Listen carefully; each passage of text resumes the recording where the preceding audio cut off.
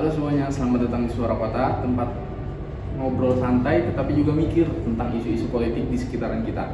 Aku Hendri, aku di sini akan membahas soal demokrasi di era sekarang, terutama kericuhan Hari Buruh di Semarang. Sebenarnya apa sih yang terjadi? Apakah udah sesuai sama yang diinginkan sama rakyat? Selebihnya mari kita bahas bersama dua narasumber kita. Jurnalis Tempo Jamal Abdul Nasser mengalami penganiayaan oleh polisi ketika meliput aksi demonstrasi dalam peringatan Hari Buruh Internasional atau May Day di Kota Semarang, Jawa Tengah pada Kamis. Ratusan buruh dari berbagai federasi serikat buruh mendatangi kantor Gubernur Jawa Tengah dan menutup Jalan Pahlawan, Kota Semarang.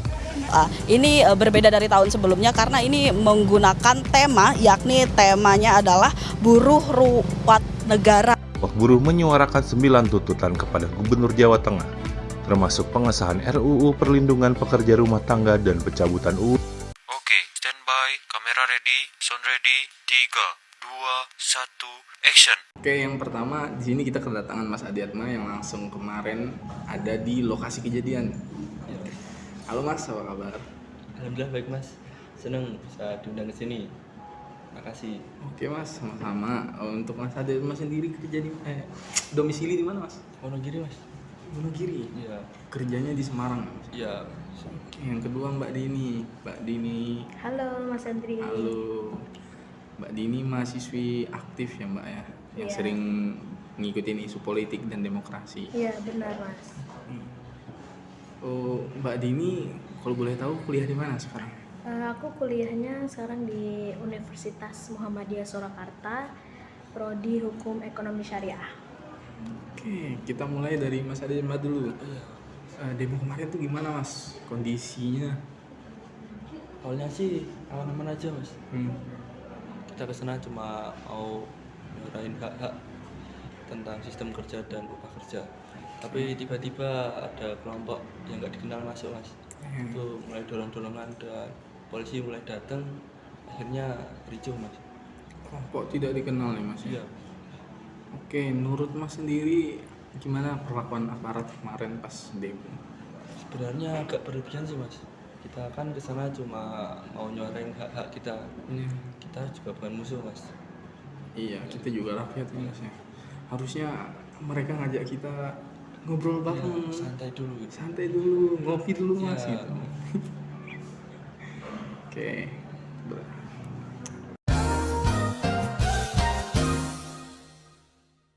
Oke, dari Mbak Dini, kamu sebagai mahasiswa Hukum Ekonomi Syariah, pas ngelihat kejadian ini tuh gimana sih dari sisi demokrasinya? Oke, kalau menurut aku ya itu demokrasi itu bukan cuma soal kita nyoblos pas pemilu kemarin, tetapi juga tentang gimana suara rakyat, terutama suara buruh itu Ya, suara Mas didengerin dan Adiatma ya. dilindungin. Nah, kemarin tuh menurut aku pas demo itu salah sih, karena dialognya itu nggak ada yang muncul malah benturan kayak gitu. Oke, jadi harusnya lebih di follow up gitu Ya, Mbak. supaya dari pihak pemerintah ataupun ya petinggi Petinggi negara di kita lah. negara kita ini tuh menindaklanjuti supaya suara buruh itu didengar gitu loh, ya. supaya kayak diperbaikin, mungkin ada yang salah bagian apanya gitu. Iya, iya sih. Jadi kita kayak nggak ada ruang buat ngobrol Iya. gitu kan sama mereka. Bener. Dan ini tuh nyambung banget sama apa yang aku pelajari di kampus, terutama di prodi aku Hukum Ekonomi Syariah. Itu kita diajarkan soal keadilan dan juga perlindungan hak, kayak hak hidup serta hak milik. Kalau buruh disakiti dan pas buruh lagi disakitin saat menyuarakan suaranya, nah itu udah bertentangan banget sama ajaran-ajaran Islam yang ada gitu, dan Iya. juga nggak manusiawi banget sih menurut aku. Iya, nggak manusiawi. Soalnya nggak sesuai ajaran Islam pun harusnya secara kemanusiaan kan itu Iya, kurang apa ya namanya? Kurang mengayomi. iya, benar. Oke, dari Mas Adiatma lagi nih. Iya. Kalau boleh kasih pesan ke pemerintah, apa yang pengen kamu atau teman-teman buruh sampaikan? Kita cuma pengen dengerin sih Mas. Kita kan ini juga rakyat, Iya kita betul. juga pengen dihargai.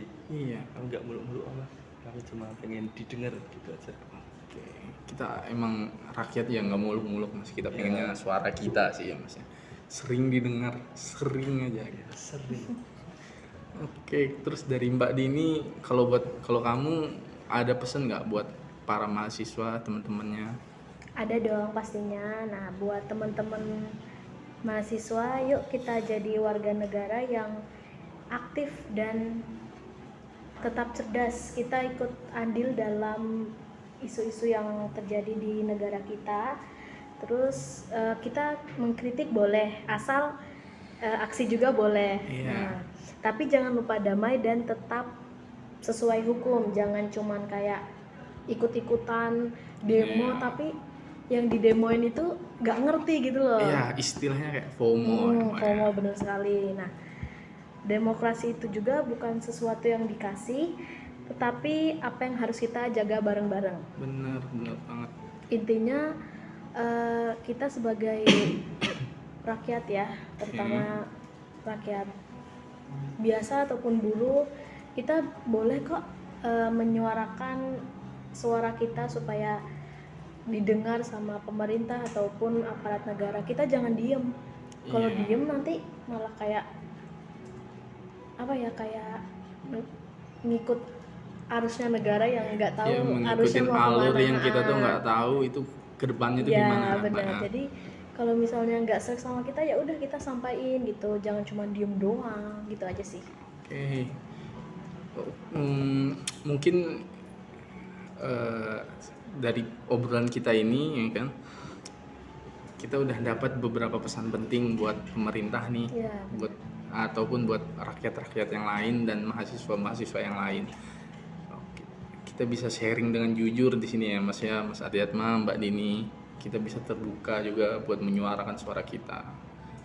Oke teman-teman, semoga obrolan ini bisa kita semua ambil baiknya dan bisa lebih peduli dan lebih mikir. Aku Hendri pamit dari Suara Kota. Sampai ketemu lagi di episode selanjutnya. Tetap kritis, tetap peduli. Dadah. Tani mahasiswa rakyat miskin kota, bersatu padu rebut demokrasi, gegap gempita dalam satu suara, demi tugas suci yang mulia. Hari-hari esok adalah milik kita, terciptanya masyarakat sejahtera, terbentuknya tatanan masyarakat Indonesia baru tanpa Orba. Marilah kawan, mari kita kabarkan